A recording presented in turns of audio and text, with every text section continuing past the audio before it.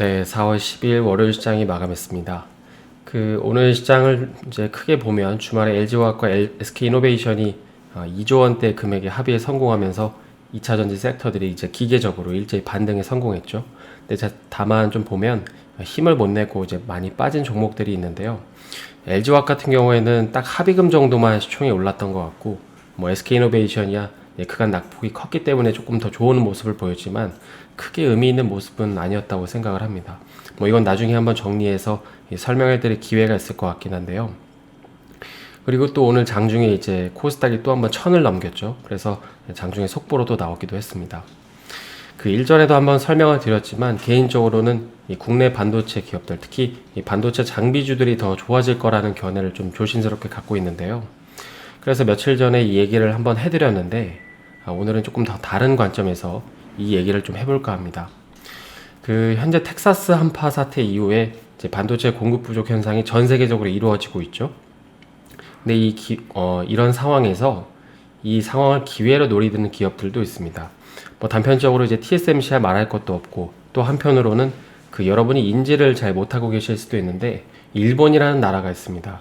그래서 잠깐 옛날 얘기를 하면 이 일본은 과거 1990년대에 전 세계 반도체 기업의 어떤 랭킹 1위에서 3위를 기록할 정도로 엄청난 경쟁력을 보유하고 있는 국가였는데, 지금은 뭐 이렇게 한국에 좀 밀려서 그렇지 현재까지도 보면 전 세계 메모리 반도체 글로벌 시장 점유율 3위를 기록하고 있을 만큼 아직까지도 꽤나 건재한 국가입니다. 그리고 그 중심에는 이 르네사스라는 기업이 있는데요. 현재 이 르네사스라는 기업은 이 자동차 반도체에 특화되어 있으면서 최근에는 뭐 도요타 그룹이나 뭐 닛산 자동차한테 투자도 받으면서 이 자율주행 부문에도 진출을 하고 있다고 합니다. 그래서 대만이랑 일본이 이 기회를 노리고 있는 거죠. 기사를 하나 보실까요? 이제 올해 초에 나온 기사인데 이제 대만의 TSMC가 일본에 투자를 한다는 내용이죠. 근데 이 기사가 나오고 나서 그 이후에 갑자기 최근 이 두 나라에서 매우 신기한 현상들이 발생합니다. 먼저 대만을 좀 보면, 뭐 이건 이제 작년 얘기긴 한데, 이제 대만이라는 나라는 우리가 이제 직관적으로 보면 알 수 있듯이 덥고 습하고 이제 비가 많이 내리는 지역으로 알고 있잖아요. 그래서 보통 연평균 3개에서 4개 정도의 이제 태풍이 대만에 상륙합니다. 근데 어찌된 영문인지 작년에 대만에 영향을 준 태풍이 하나도 없었다고 하죠. 여기 이제 코트라에서 나온 내용을 보면 이제 태풍이 대만에 한 개도 오지 않으면서, 물론 이제 태풍이 대만에 상륙하지 않았기 때문에 이제 피해는 줄었다고 하지만 현재 후유증이 이제 이런 피해로 나타나고 있는 건데, 뭐 56년 만에 이제 최악의 가뭄이라고 하죠. 그래서 그 여파가 여기 이제 TSMC까지 영향이 미치게 된 겁니다. 이게 절대적으로 그런 건 아니겠지만 일반적으로 이 물 부족 현상을 겪게 되면 가장 타격을 입는 산업 중에 하나는 단연 반도체입니다.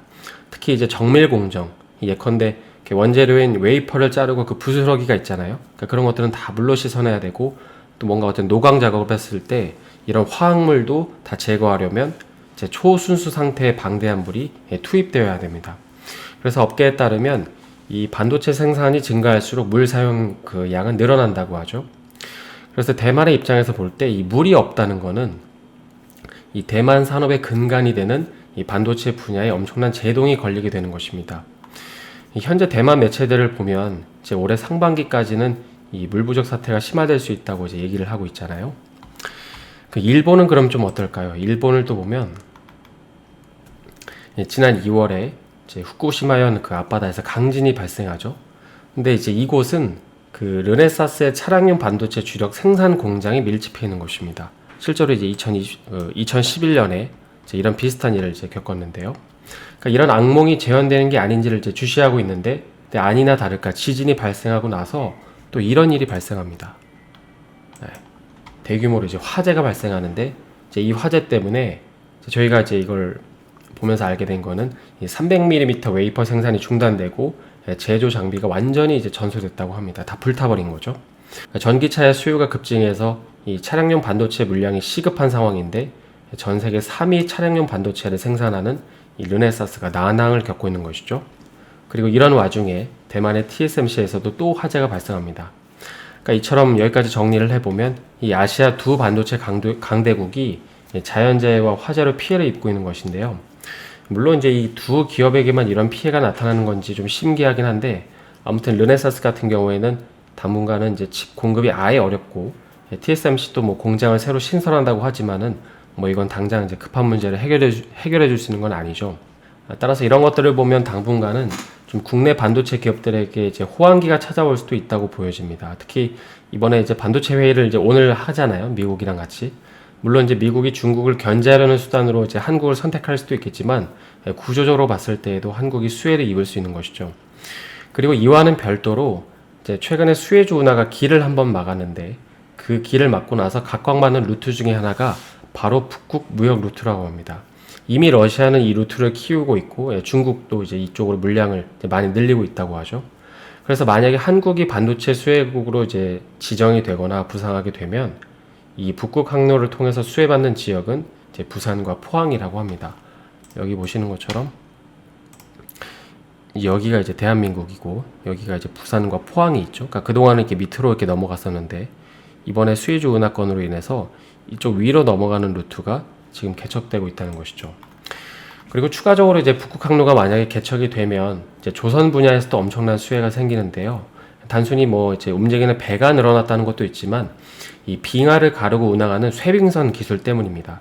그러니까 얼음을 이제 계속 헤치면서 가는 것이죠. 이건 이제 뭐 한국이 아주 잘하는 분야인데요.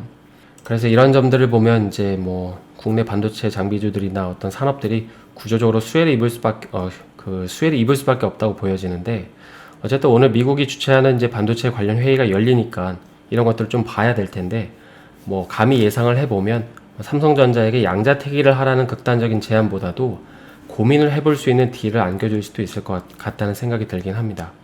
그래서 오늘은 최근에 두 반도체 강대국에서 일어난 일들을 통해서 이제 국내 반도체 기업들이 좀 수혜를 입을 수 있는 이유에 대해서 좀 간단히 생각해 봤는데요. 오늘 영상이 도움이 되셨다면 좋아요와 구독 부탁드립니다.